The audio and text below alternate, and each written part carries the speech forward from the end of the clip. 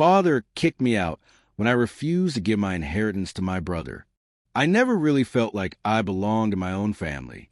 That might sound dramatic, but when you grow up in a house where you're practically invisible, you start to wonder if you even matter. My parents had a favorite. They never said it out loud, but it didn't take a genius to figure it out. My older brother, Ryan, was the golden child. He was everything they wanted in a son. Athletic, popular, and most importantly, a future success story. He played varsity football, was enrolled in an expensive business school, and had my parents wrapped around his finger. Meanwhile, I was the kid who read too much, worked part-time at a bar, and dreamed about starting my own business one day. They thought I was wasting my time. Ryan never had to worry about money. My parents made sure he had everything he needed. They paid for his school, his car, his gear, whatever it was, he got it. I, on the other hand, was expected to fend for myself. If I wanted something, I had to earn it. At first, I didn't mind. I thought that was just how things worked. But after years of watching Ryan get whatever he wanted while I scraped by, the unfairness of it all started to wear me down. It wasn't just the big things, either. It was little things, like how my mom would drop everything to make Ryan a protein-packed breakfast before practice. But if I wanted eggs, I had to make them myself. Or how my dad would take Ryan out to fancy steak dinners after his games. But the only time we ever bonded was when he needed help fixing something around the house. I was basically free labor. When it was time to apply for college, I already knew what was coming. I had saved up some money for my job, hoping to at least cover part of my tuition. But when I brought it up to my parents, they shut down fast. "You know we can't afford that," my dad said, not even looking up from his phone. "All our money is going to Ryan's education. He has a real future ahead of him." That stung, not because I didn't see it coming, but because deep down I had still hoped for something different. I had hoped that maybe, just maybe, they'd finally see me as someone worth investing in. But no, I was just their other son, the one who didn't matter as much. I went back to my room that night, stared at the ceiling, and tried to swallow the lump in my throat. It wasn't fair, but fairness didn't exist in my house. I had learned that a long time ago. The only person who ever made me feel like I was worth something was my Uncle Mike. He lived down in Florida, running a struggling farm he bought years ago. My dad barely spoke to him after some falling out over money, but I always made an effort to keep in touch. We weren't close, but we talked on the phone every now and then, mostly on birthdays or holidays. It was nice to have at least one person in my life who didn't see me as a disappointment. Uncle Mike was different from my dad. He didn't care about fancy degrees or making it big in the corporate world. He believed in hard work, even if it didn't always pay off. During one of our calls, I mentioned how things were going at home, how I felt stuck, how I was trying to save up to move out. He listened, then told me about his own struggles. The farm wasn't doing great. The soil was bad. Nothing was growing the way he had hoped, and he was starting to think buying it was the biggest mistake of his life. "I think I got sold a dream," he admitted, "and now I'm knee-deep in dirt and regret." I could hear the frustration in his voice. He had taken a risk, and it wasn't paying off, but at least he had tried. At least he had the chance to fail on his own terms. That conversation stuck with me. More than anything, I wanted to leave. I wanted to be somewhere I wasn't constantly reminded that I wasn't good enough. I wanted a chance to prove, if only to myself, that I could make something out of my life. I just didn't know how yet. Pulling into the driveway after another long shift at the bar, all I wanted was to take off my shoes, collapse onto my bed, and forget that my life was a complete mess. But something immediately caught my eye. A brand new Jeep parked right in front of our house. Not just any Jeep, but a top-of-the-line model. The kind you see in commercials with guys in flannel shirts driving to the mountains like they're on some grand adventure. For a second, I thought maybe we had visitors. Maybe my dad finally made up with Uncle Mike, and he decided to drop by. Or maybe one of Mom's friends had stopped by to show off their midlife crisis purchase. Then I saw the custom license plate, Ryan01. A sick feeling settled in my stomach. There was only one person in this house who got things handed to him like this. I walked inside, and sure enough, there was Ryan, standing in the kitchen with my parents, grinning like he had just won the lottery. My mom was practically glowing, and my dad had that rare, proud look on his face, the kind I had never seen directed at me. Ryan was thanking them, saying something about how he really needed an upgrade, how this new Jeep was more practical for his future. My mom kept saying, "We just want to make sure you have everything you need, sweetheart," while my dad patted him on the back like he had just cured a disease. Meanwhile, I stood there, still covered in the smell of stale beer and bar food, gripping my car keys so tight my knuckles turned white. My car, the one I had worked my ass off to buy, was parked down the street, an old rust bucket with a radio that only worked when you hit the dashboard just right. And these people who looked me in the eye and told me they didn't have money for my education, had just bought my brother a second brand new car. Something inside me snapped. I wasn't even thinking. The words just came out. I called them out on their hypocrisy, demanding to know how they could afford to buy Ryan a brand new Jeep, when just a few weeks ago, they told me there was no money for my college tuition. I pointed out that Ryan already had a perfectly good car, one they had also bought for him, while I had to scrape together every cent just to afford something that barely ran. The room went silent for a moment. Then my dad, without missing a beat, sighed and said, "Don't start."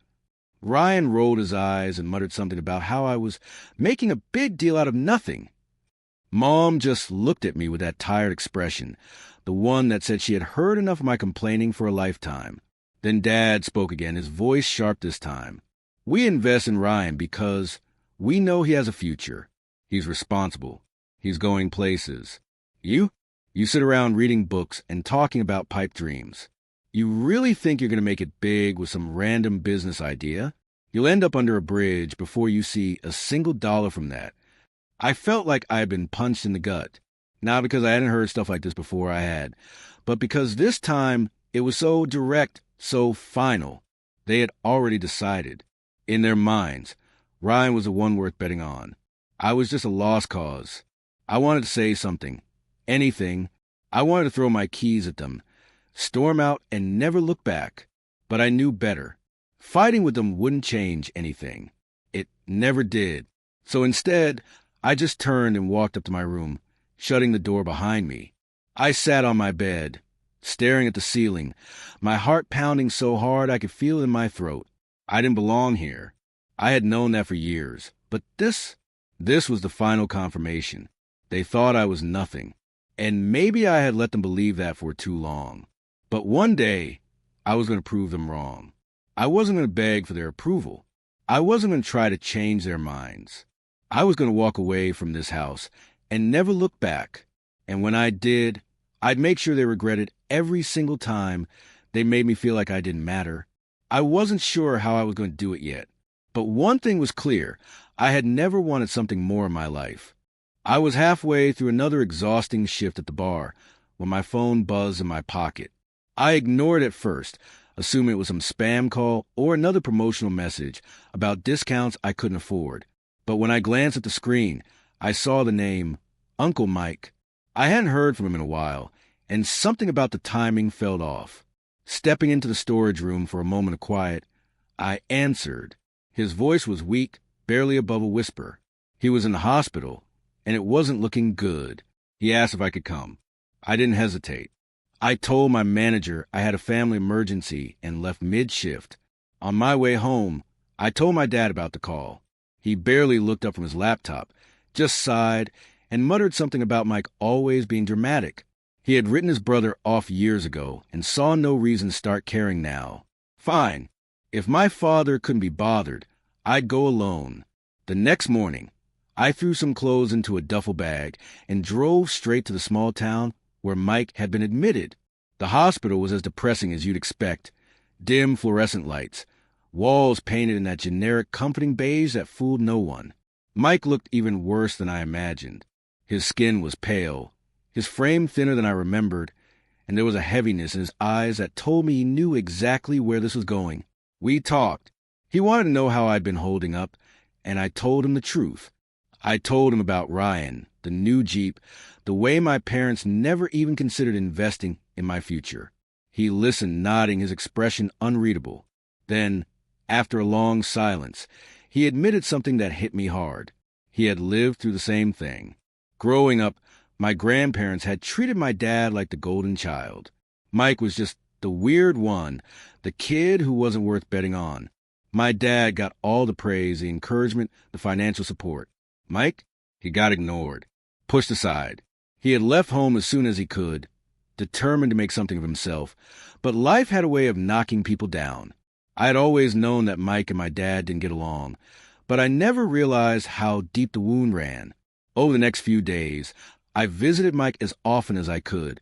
I didn't have anywhere else to be, so I stayed in a cheap motel near the hospital, eating gas station snacks and trying not to think about what was coming. One evening, as I sat beside his hospital bed, he told me something that stopped me cold. He wanted to leave the farm to me. I laughed at first, thinking it was some kind of joke, but Mike was serious. He had always wanted me to have it. He knew it wasn't much, that it wasn't exactly thriving, but he figured I might have a better shot at making something of it than he ever did. The next day, he had a lawyer come in, and we started the process. It felt surreal, like I was signing paperwork for a life I hadn't even considered yet. But Mike was determined. He told me he had made peace with his mistakes, and if there was any way to make sure something good came out as bad decisions, this was it. 2 days later, he was gone. The call from the hospital came early in the morning. I stared at my phone for a long time before answering, already knowing what I was about to hear. I sat on the edge of the motel bed, gripping the cheap polyester comforter, trying to process the fact that the only person in my family who had ever truly believed in me was now gone. I made the arrangements for the funeral. It wasn't much. Mike didn't have many people left in his life. My parents and Ryan came, more out of obligation than anything else. My mom cried a little. My dad just looked bored. Ryan barely put his phone away long enough to pretend he cared.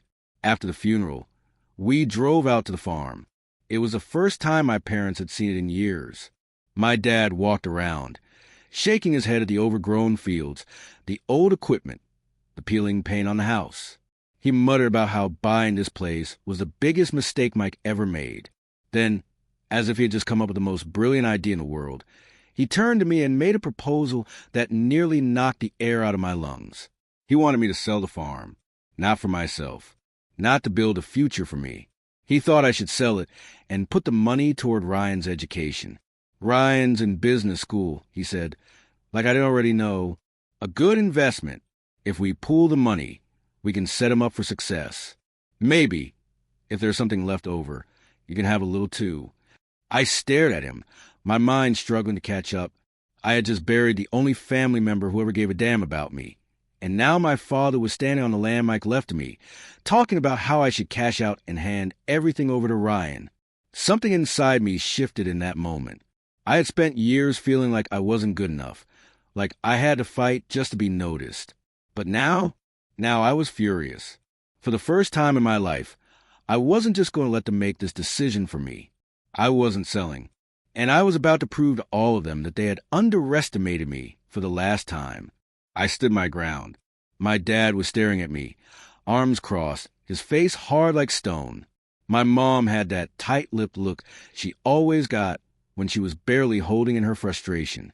Ryan, of course, was pacing like a spoiled kid who had just been told Christmas was canceled. I wasn't selling the farm. Not for Ryan. Not for anyone. This is my inheritance, I said. Mike left it to me, not to you, not to Ryan. I'm not giving it up. Ryan let out a sharp laugh, shaking his head like I had just said the dumbest thing he'd ever heard. Are you serious? You're really going to throw your life away on this dump? For what? Some weird loyalty to a guy who couldn't even keep the lights on. I didn't answer. I didn't need to. That's when my dad lost it. Enough. Either you sell the farm and contribute to something worthwhile, or don't bother coming home. For a second, I actually thought he might take it back, that maybe he had said it in the heat of the moment. But no, he meant every word. I swallowed the lump in my throat. Then I guess I'm not coming home. My mom turned away, muttering something under her breath, and my dad just shook his head. Fine, do what you want. Just don't come crying to us when you end up just like Mike. Ryan smirked. Yeah, man, enjoy playing farmer. Let me know how that works out for you. And with that They left, just like that. I watched their car disappear down the long, winding road, a heavy weight settling in my chest. This was it. I was on my own. For the first few days, I barely left the house. Not because I was scared or second-guessing myself, but because I had no idea where to even start. I had inherited a farm, but I didn't know the first thing about farming. Then my parents sent me a package. When I saw the box sitting on the porch, a tiny flicker of hope lit up inside me. Maybe they had changed their minds. Maybe they were sending something to show they still cared. Nope. Inside were my clothes, my laptop, and of course, my books. That was it. No note, no explanation. Just the bare essentials, like they were tossing out the last pieces of me they didn't want cluttering up their perfect little world. I set up my laptop on the dusty old dining table, then stacked my books in the corner. I had everything I needed to survive, at least for now. The next few weeks were a crash course in reality. I walked the property, trying to figure out what, if anything, I could do with it. The house itself was old but livable. The barn, on the other hand, looked like it was one strong gust of wind away from collapsing. The fields? Useless. The soil was dry and cracked, like it hadn't seen a good rain in years. I ran some basic tests, read up on what might grow here, but the results weren't promising. Even the weeds seemed to struggle. Fine. So crops were out. Maybe livestock? Nope. The more I walked around, the more I noticed something else. Something worse. Snakes. Rattlesnakes. And a lot of them. I saw them sunbathing on rocks, slithering through the dry grass, disappearing into holes near the house. It wasn't just a few here and there. It was an infestation. Apparently, the land was prime real estate for them. Something about the terrain, the climate. It was perfect. Perfect for snakes. Not for farming. Not for anything useful. I spent hours researching, looking for solutions, tried to figure out if there was any way to make this work. But the more I learned, the worse it got. This wasn't just an issue. It was a disaster. No one in their right mind would want to work this land, let alone live here. For the first time since inheriting the farm, I seriously considered selling it. Maybe my dad had been right. Maybe Mike's dream had been doomed from the start. Maybe I should just cut my losses and get out while I still could. But something about that thought made my stomach turn. Because selling wasn't just about the land. It was about proving them right. And that was something I wasn't sure I could live with. So I had to figure something out. Fast. A week after my parents left me standing on my own land, I drove into town to pick up some supplies. Nothing fancy. Just some groceries, a few tools, and a strong cup of coffee to help me figure out what the hell I was doing with my life. The farm was still a giant question mark, but at least I wasn't starving. Yet, about 10 miles outside of town, I spotted a car pulled over on the side of the road. One of the tires was completely flat. Standing next to it was a young woman, petite, stylish, and clearly frustrated. She looked out of place on a country road, like she belonged in a big city, not stranded in the middle of nowhere.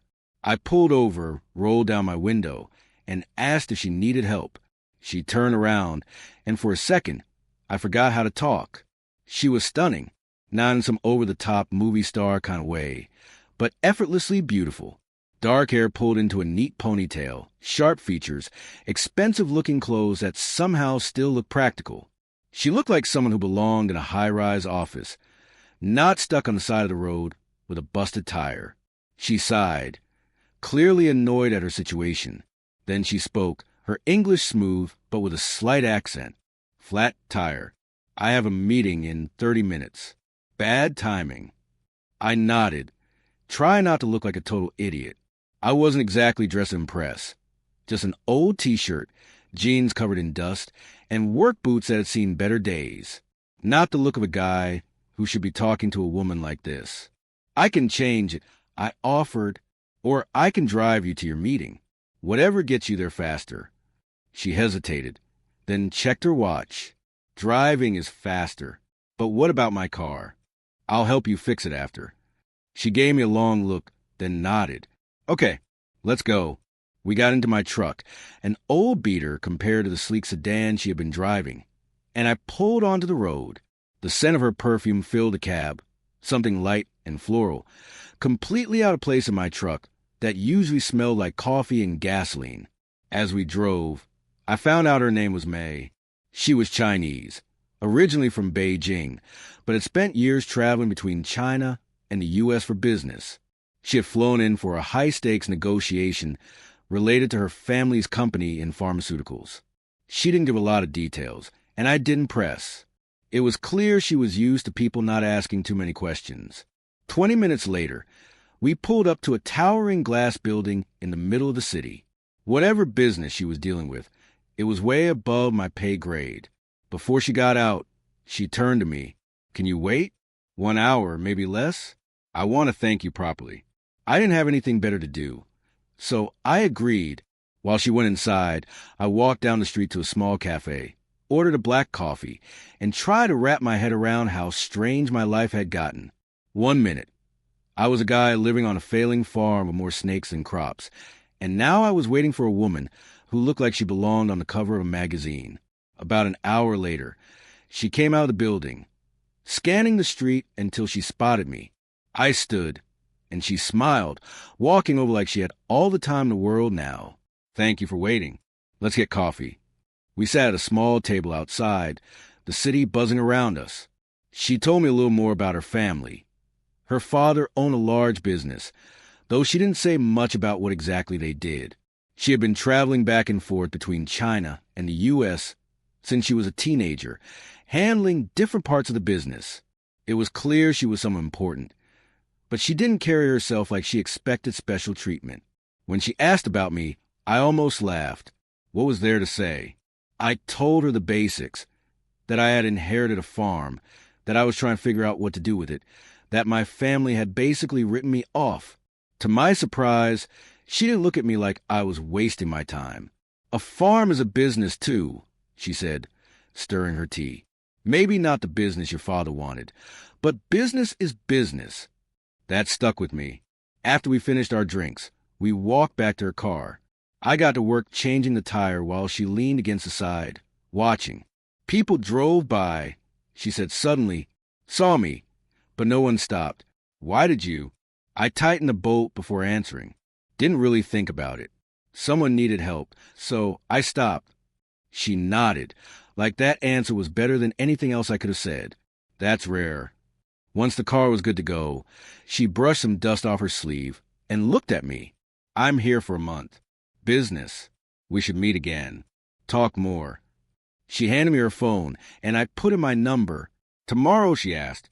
I wasn't about to say no. "Tomorrow."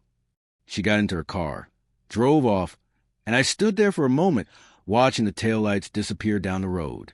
Then I got into my truck and started the drive back home, my mind racing the whole way. For the first time in a long time, I felt like something in my life was actually about to change. That night, back at the farm, I couldn't get May out of my head. It wasn't just that she was beautiful, though, let's be real, that didn't hurt. It was the way she carried herself. She had this quiet confidence, like she belonged anywhere she went. She wasn't trying to impress anyone, and yet she did. I wasn't used to someone like her actually being interested in talking to me. Most of the women I had met saw a guy like me, small town, working class, barely scraping by, and immediately lost interest. But May had actually listened, asked questions, and seemed genuinely curious about my life. The more I thought about it, the more I wanted to see her again. By morning, I gave up pretending I wasn't thinking about her and picked up my phone. I hesitated for half a second before calling. She answered on the second ring, her voice smooth and calm like she had been expecting me. I told her I wanted to meet up again, that I had a million questions about China and wanted to hear more about her life. She agreed without hesitation. Same cafe. Noon. I spent the next few hours trying not to look like I had actually planned what I was going to wear, which, of course, I had. I wasn't exactly working with a high-end wardrobe, but at least I made sure my shirt didn't smell like I had just spent the morning shoveling dirt. When I got to the cafe, she was already there, sitting by the window, scrolling through her phone. She looked up as I walked in, smiled, and just like that, the whole world felt lighter. We grabbed coffee and took a walk through the city, the kind of thing that felt completely normal but somehow different with her. I asked her everything I could think of about China, what it was like growing up there, the food, the cities, the culture. I had always been fascinated by it, but hearing it straight from someone who had lived it made it feel even more real. She told me about the bustling streets of Beijing, the contrast between ancient temples and towering skyscrapers, the food markets where you could find the best dumplings in the world, a tiny stall in an alleyway. She talked about the pressure of coming from a wealthy family, how she had always been expected to be part of the business, how she sometimes wondered what it would be like to live a different kind of life. In return, I told her about America, not just the big things she already knew, but the little things, the late-night diner runs, high school football games where the whole town showed up, the weird but comforting smell of a Home Depot on a Saturday afternoon, the kind of details no one thinks about until they realize how much they miss them. We talked for hours. The conversation just flowed, like we had known each other for years instead of just a couple of days. By the time we finished, it felt natural to make plans to see each other again, and then it just became routine. Every day we met up, sometimes for lunch, sometimes just for a walk. She started opening up more, sharing things about her family, her future, her uncertainties about where she really fit in. I did the same, telling her things I had never really said out loud about my parents, about Ryan, about how I was trying to figure out if I even had a future on that damn farm. One evening, she asked if she could see the farm. I almost laughed at the idea of bringing someone like her out there, but she was serious. She wanted to see where I lived, where I was trying to build something. So the next afternoon, I picked her up, and we drove the long stretch of road back to my land. She didn't judge the place, didn't comment on the dust or the half-collapsed barn, or the fact that the only things thriving on my land were snakes and regrets. Instead, she seemed interested in everything, asking questions about what I had planned, what I thought I could do with the space. We sat on the porch as the sun started to set, drinking cheap beer because that was all I had in the fridge. She told me she liked the quiet out here, that it was so different from a chaos of city. I realized then that I wasn't just drawn to her because she was interesting or beautiful or from a world I didn't understand. I was drawn to her because, for the first time in a long time, I felt like someone actually saw me, and I could tell she felt the same way. A few weeks passed, and everything felt almost too good to be real. May and I spent nearly every day together, exploring the city, talking for hours, laughing at the weird little differences between our cultures. She was smart, curious, and had this way of making me feel like I actually mattered, like I wasn't just some guy stuck on a dying farm. Then one evening, as we sat on my porch watching the sky turn orange and pink, she told me something that hit like a brick. Her time in the U.S. was almost up. She had to return to China soon. I tried to play it cool, but my heart sank. I had known this was temporary, but knowing something and feeling it were two different things. Then she looked at me, a small smile playing at the corner of her lips. "Come with me?" I blinked, thinking I had misheard, but she was serious. "You always wanted to see China. Now's your chance. My family has a huge house. My parents already know about you. I told them how you helped me. They want to meet you." I laughed, shaking my head. "That's nice, but I don't exactly have the kind of money for a trip to China." She waved off my concern like it was nothing. "My father already sent the money. Everything's covered. You just have to say yes." That was the moment I realized she wasn't just asking me to visit. She wanted me in her world. I thought about my so-called life here, a farm I didn't know what to do with, a family that had written me off, a future that felt like it was slipping through my fingers. And now, here was May, handing me a golden ticket to a place I had always wanted to see, with someone who actually wanted me around. I said yes. The flight to China was the longest I'd ever been on, and by the time we landed, I felt like I had left a piece of my soul somewhere over the Pacific. The sheer size of the city we landed in, Shanghai, was overwhelming. Skyscrapers stretched endlessly, neon lights lit up the streets even though it was nearly midnight, and the airport alone felt like it could swallow my entire hometown. We didn't stay in Shanghai long. After a short layover, We took another flight to a smaller city called Hangzhou. May told me it was famous for its beautiful lakes and history, but all I could focus on was the insane contrast between ancient temples and high-tech buildings. From there, we took a car ride out to her family home. And when I say home, I don't mean a regular house. I mean a mansion. The place was massive, a blend of traditional Chinese architecture and modern luxury. It had courtyards, koi ponds, carved wooden doors that looked like they belonged in a museum. Her parents were waiting for us when we arrived. Her mother was elegant, dressed in a simple but expensive-looking silk dress. Her father looked like a man who had never once worried about money a day in his life. Despite their wealth, they were warm and welcoming, speaking fluent English and making me feel at home instantly. We had dinner that night, a feast of dishes I couldn't even begin to pronounce, but everything tasted incredible. May's father asked me about America, saying he had visited a few times. We talked about business, culture, and all the little things people never think about when imagining another country. Then he asked about me. "What do you do?" he said, sipping his tea. I hesitated for a second, feeling that familiar weight of shame creep in. I inherited a farm. My parents wanted me to sell it and give the money to my brother, but I refused. Now I don't really know what to do with it. The land is bad, the soil is useless, and it's crawling with rattlesnakes. The moment I mentioned the snakes, May's father perked up. Rattlesnakes? Many of them? I nodded. Yeah, way too many. It's like they own the place. He leaned back in his chair, considering something. Then he smiled, just a small, knowing smile. I think this week I will show you what we do for business. I believe you will find it interesting. I glanced at May, but she just shrugged like she was just as curious as I was.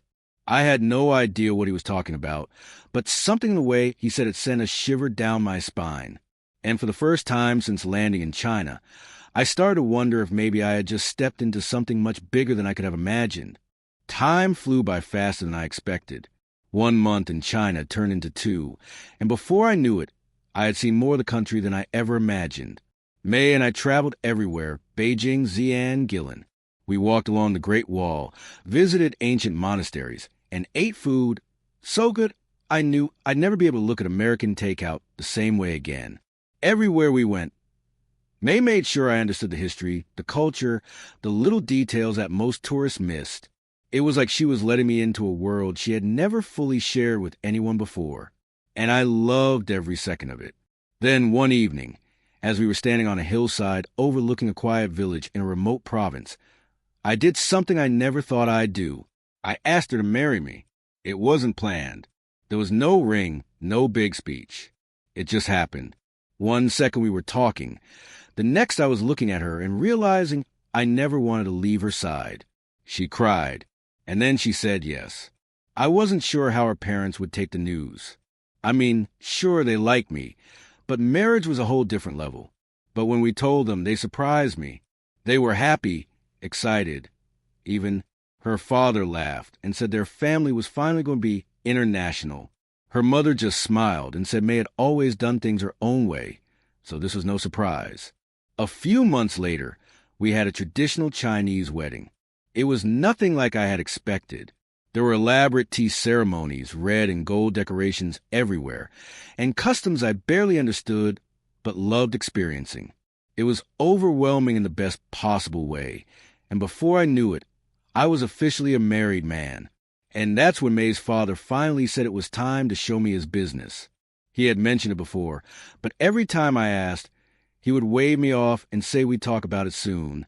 Now that I was part of the family, soon had finally arrived. We drove a few hours outside the city, past villages and rice fields, until we reached a facility that looked more like a research lab than a farm.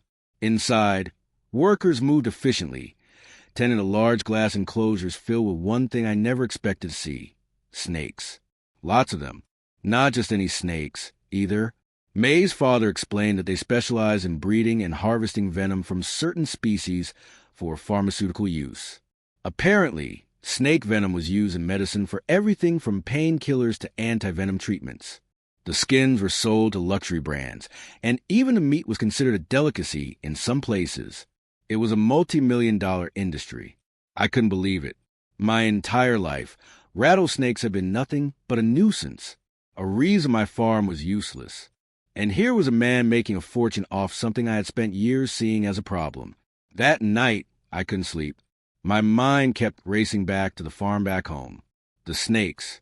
The land I thought was worthless. I told May about my thoughts, half expecting her to laugh. Instead, she sat up, considering it. "Why not try?" she said. "If it works, great. If not, we sell the farm and move on." For the first time in my life, I had a plan, and it involved going back home. Landing back in Florida felt surreal.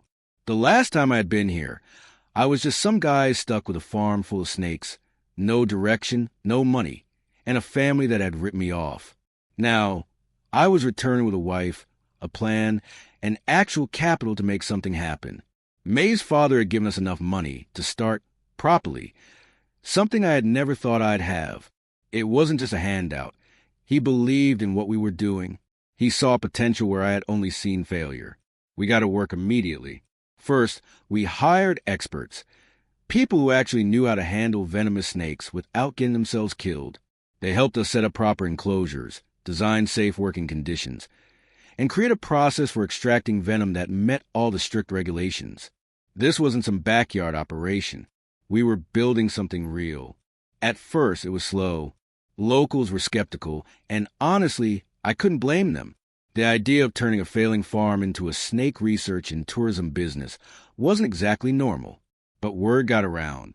The novelty of it attracted curious visitors, and before long, we were giving small tours. People loved it.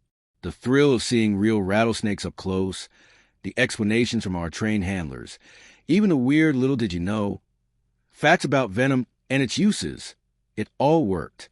We leaned into the educational side of it, partnering with universities, conservationists, and even medical researchers. Before I knew it, we had school field trips, documentary crews, and even the occasional celebrity looking for something exotic to post about online. A year in, and our farm wasn't just surviving. It was booming. The venom we extracted was shipped to specialized laboratories, used to develop anti-venom and cutting-edge pharmaceuticals. The snake skins? Those went to high-end fashion brands for belts, boots, and handbags that cost more than my first car. And the meat? Turns out there was a market for canned rattlesnake meat in gourmet restaurants and specialty stores around the world. What had once been a useless plot of land was now pulling in hundreds of thousands in revenue.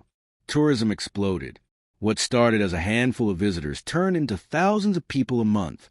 We had guided tours, interactive exhibits, even a small gift shop selling everything from preserved snake specimens to T-shirts that said, "I survived a rattlesnake ranch." One day, as I stood outside watching a crowd of tourists line up for a tour, May walked up beside me. She looked around, smiling, and then turned to me. "So," she said, "still think this farm was a bad idea?" I laughed, shaking my head. Not even a little. A year ago, I had been lost. Now, I was running one of the most unique businesses in the region. And the best part? I had done it my way. Success is a funny way of attracting people who once ignored you. One day, as I stood outside watching a tour group snap photos in front of our farm's main entrance, I saw something I never expected. My parents' car. And my brother was with them. They pulled up like they owned the place, stepping out with the kind of arrogance I had grown up resenting. My dad scanned the farm, his eyes narrowing as he took in the crowd, the professional-looking staff, the massive enclosures housing our rattlesnakes. My mom had her usual expression, half disapproval, half surprise. Ryan, though, looked like he had just walked onto the set of a reality show. "So," he said, "this is what you've been up to?" I could already tell where this was going. They weren't here to congratulate me. They weren't here to apologize for throwing me out. They were here because they saw success, and in their minds, success was something that should belong to Ryan. It didn't take long before my dad started talking about how I should think about the family, and how Ryan is more experienced in business, and should have a controlling share of the farm. My mom chimed in about how it would be the smart decision, how Ryan could help take it to the next level. Ryan, of course, played along, putting on his best corporate face, telling me he could streamline operations and handle the branding better. as if I hadn't built this from the ground up. Then, because he couldn't help himself, he looked over and saw a maid talking to one of the handlers. He smirked. Wow, you even have your own staff from China? That's next level, man. I felt my fist clench.